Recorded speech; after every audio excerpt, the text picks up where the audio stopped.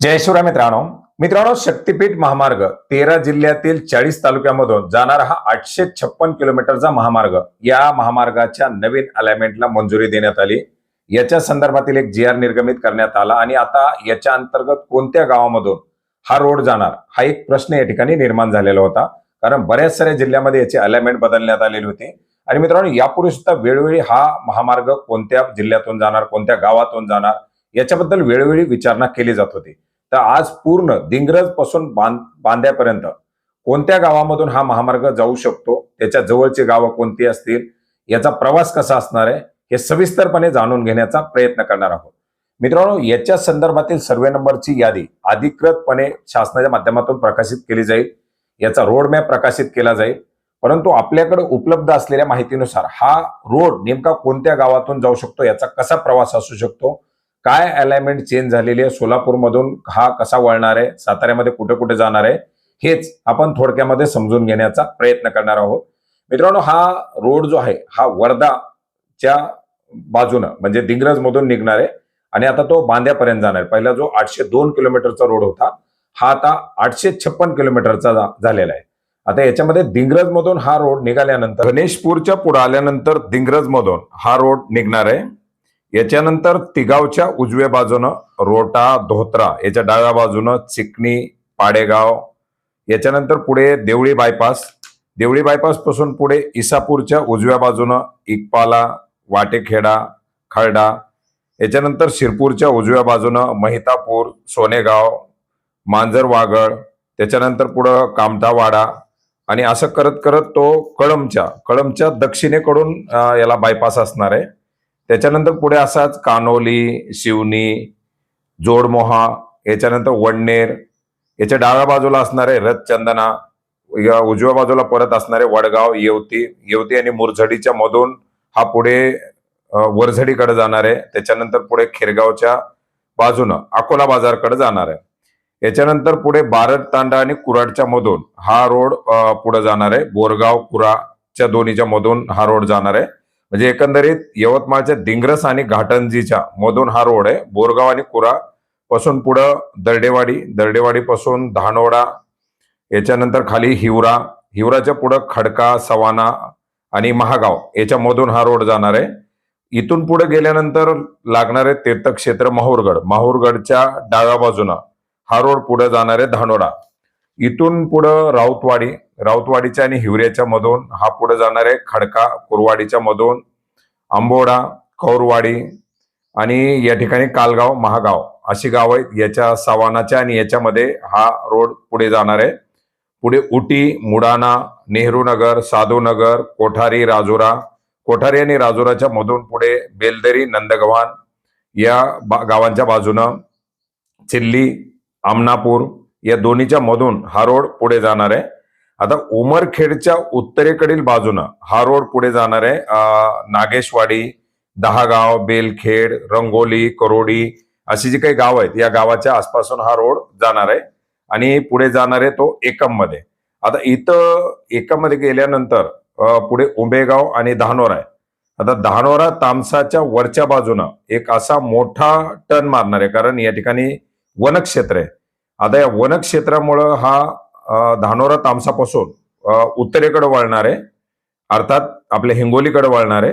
आणि निवघा जे आहे ते निवघाच्या खालच्या बाजूनं हा रोड पुढे जाणार आहे. वारोळा, कोली आणि बोरगावच्या मधून पुढे नेवरी, देवजाना आणि जेवरवाडीच्या मधून हा पुढे आखाडा, बाळापूर, पेठवाडगावच्या मधून पुढे जाणार आहे. पोत्रा आणि कोटारवाडीच्या मधून पुढे जाणार आहे शेंदूरसणा, कुरुन, याच्यानंतर डोनवाडा, शेंदूरसणा आणि कोर्टाच्या मधून हा पुढे जाणार आहे. शिराट, शहापूर आणि पुरंजाळ अशी गावं लागणार आहेत. याच्यानंतर पुढे एक मारुतीचं मंदिर आहे, बाराशिव हनुमान, या तीर्थक्षेत्राच्या जवळून हा रोड क्रॉस करणार आहे. पुढे तपोवन, आडगावच्या मधून हट्टा, आसोला, उकलाड करून हा परभणी शहराच्या दिशेने जाणार. आता परभणीच्या थोडा दुरून पूर्व भागातून हा रोड थोडासा खाली आलेला आहे. आता हिंगोलीकडून वळून खाली परभणीकडे आलेला आहे. याच्यानंतर पुढे पिंगळी, परळगव्हाण, झाडगाव, लोहगाव, पोरवाड, याच्यानंतर धोंडी, कैलासवाडी आणि या ठिकाणी जे काही आपलं दैठणा रुमणाजवळ आहे, इथून रोडला पुन्हा एकदा मेन रोडला क्रॉस करेल, जो आपला गंगाखेड परभणी रोड आहे, या रोडला क्रॉस करून हा रोड पुढं जाणार आहे, जिथं आपली ब्रह्मपुरी पाथरी आहे. ब्रह्मपुरी पाथरीच्या खालच्या बाजूने आणि दैठणा रुमणाच्या मधून हा रोड पुढे जाणार आहे. सलापुरी, शिरोरी, दोबरी तांडा, शिरोरी आणि दोबरी तांडाच्या मधून हा रोड पुढे जाणार आहे सायखेडा. सायखेडेच्या डाव्या बाजूनं देवीनगर तांडा करत नरवडी आणि कोठळा तांडा, बोंदरगाव अशी गावं घेत हा पुढे जाणार आहे धामोणी, शेलू, परळी, कोठाली. इथून पुढे एक तीर्थक्षेत्र येणार आहे त्या ठिकाणी गोपीनाथगड. आता गोपीनाथगडाच्या बाजूनं हा बेलांबावरून बहादूरवाडी आणि टाळेगावच्या मधून खाली दाबेपाडाला जाणार आहे आणि इथं येणार आहे परळी गाव. आता परळीच्या बायपासवरून हा पुढे जाणार आहे. इथं इडपवाडी, दवनापूर अशी गावं या ठिकाणी लागणार आहेत. तर परळीचा बायपास घेऊन हा रोड पुढे अंबेजोगाईच्या दिशेनं इथून पुढे निघणार आहे. तर परळीचं तीर्थक्षेत्र, त्याच्यानंतर पुढे अंबेजोगाईचं तीर्थक्षेत्र असा हा प्रवास असणार आहे. नेरेवाडी, कनेरवाडी, भोपळ्याच्या आणि कनेरवाडीच्या मधून वरवंटी, गिरवलीमध्ये जाणार आहे. त्याच्यानंतर पिंपळा, दहिंगोंदा. आता हे गाव बऱ्याच जणांना माहित असेल, अंबेजोगाईच्या पूर्व दिशेला पिंपळा दहिंगोंदा आहे. या ठिकाणाहून अंबेजोगाईला कनेक्ट असणार आहे. त्याच्यानंतर जवळगाव, मारज, सईगाव, सुगाव, मुडेगाव आणि चाटगावच्या मधून मोठेगाव, भोकरंबाच्या मधून वांगदरी, रामेश्वर अशी गावं करत पुढे जाणारे काटगावकड आणि चिंचोली, बल्लालनाथ मधून पुढे मांजरी, गातेगाव, चिखोलडा.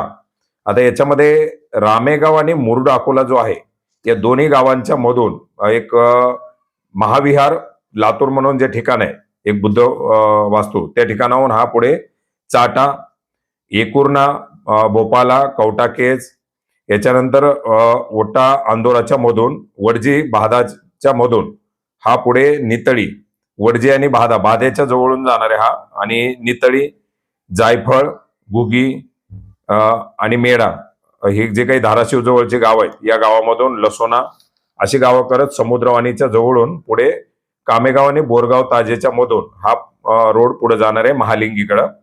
मेडसिंग्यामध्ये इथं टच होणार आहे. मेडसिंग्याचा जो रुईभरचा तलाव आहे, या रुईभरच्या तलावापासून पुढे आपल्याला तिथं जो काही धाराशिववरून सोलापूरकडे जाणारा रोड आहे, या रोडला तिथं मेडसिंगाजवळ टच होणार आहे हायवेला.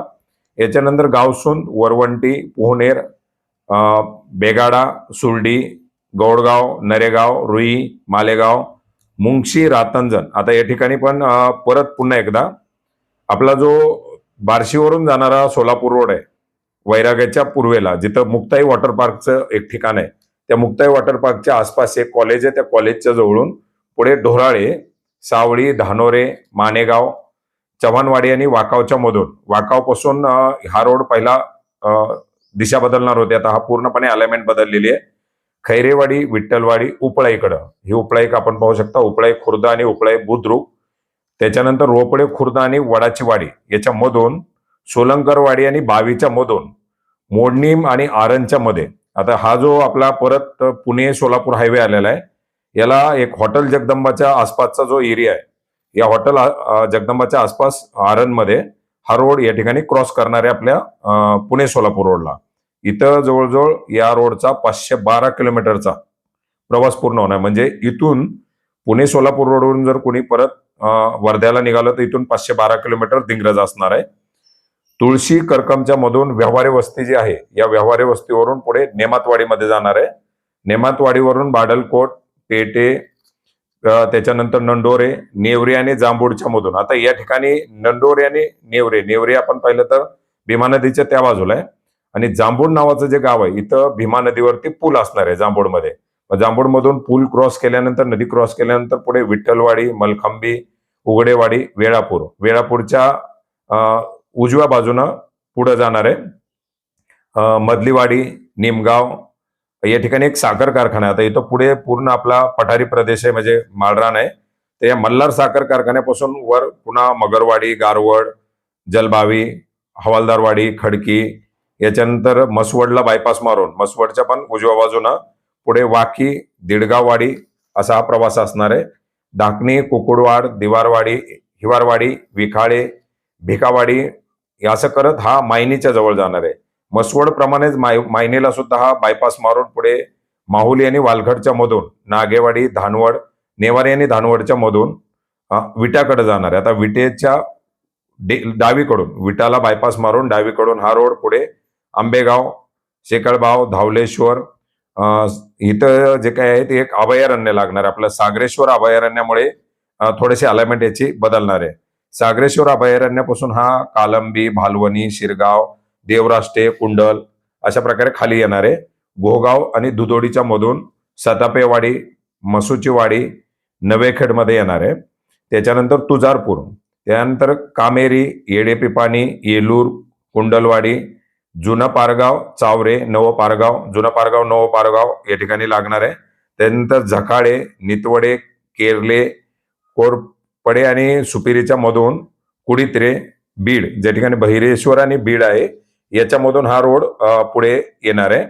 याच्यानंतर शिरोळी दुमाला, सडोली दुमाला, म्हाळसावडे, मासूर, याच्यानंतर एलवडे, राशीवडे, टिकपुर्ली, बरडवाडी, तुळशी, कपिलेश्वर, मालवे, फारुतवाडी, बोरवडे या ठिकाणी आल्यानंतर एक तीर्थक्षेत्र पुन्हा कनेक्ट होणार आहे आदमापूर. आदमापूरच्या बाळूमामाला या ठिकाणी जाण्यासाठी एक हे असणार आहे. त्याच्यानंतर कोणवडे आणि निलपाना आणि कूरच्या मधून पुढे दरवडला जाणार आहे. याच्यानंतर मसवे, खानापूरच्या मधून गारगोटी, पुष्पनगर.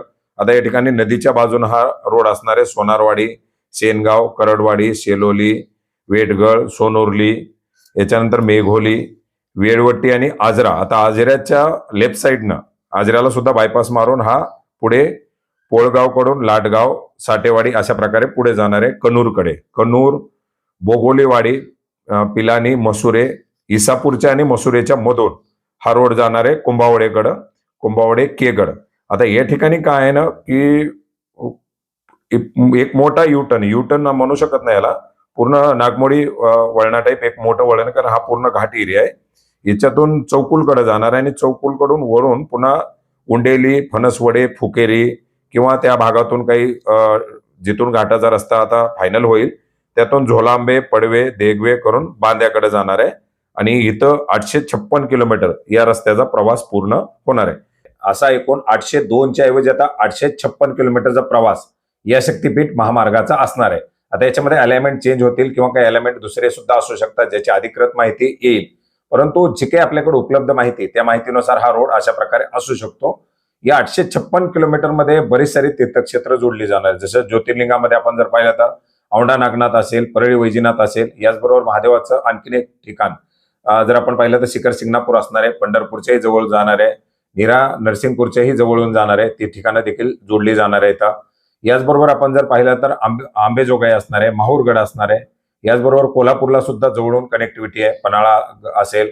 याचबरोबर बाळूमामाचा आदमापूर असणार आहे किंवा मध्ये सुद्धा बरेच सारे महादेवाचे मारुतीचे मंदिर असतील किंवा इतर जी ठिकाणं आहेत ती ठिकाणं याच्या अंतर्गत जोडली जाणार आहेत. तर मित्रांनो, अशा प्रकारे हा शक्तीपीठ महामार्गाचा प्रवास असणार आहे. आता खूप सारा विरोध याला शेतकऱ्यांच्या माध्यमातून केला जातोय आणि ज्या ठिकाणी विरोध झालेला आहे त्या ठिकाणी हा रोड बदलण्याचा प्रयत्न केलेला आहे. परंतु आणखीनही लातूर आणि परभणी हे दोन असे जिल्हे आहेत की जिथं या महामार्गाला खूप मोठ्या प्रमाणात विरोध आहे. आता तो विरोध जर मावळला तर या रस्त्याचा पुढचा प्रवास सुकर होईल किंवा याच्यामध्ये आणखीन सुद्धा काही अलाइनमेंट बदलण्याच्या शक्यता असू शकतात. आता याच्या संदर्भातील जे काही अपडेट येतील, सर्वे नंबरच्या याद्या आल्यानंतर, त्याच्या अधिसूचना निघाल्यानंतर जे काही अपडेट आपल्याकडे उपलब्ध होतील ते अपडेट आपण वेळोवेळी या चॅनलच्या माध्यमातून घेण्याचा प्रयत्न करणार आहोत. भेटूयात नवीन माहितीसह, नवीन अपडेटसह. धन्यवाद.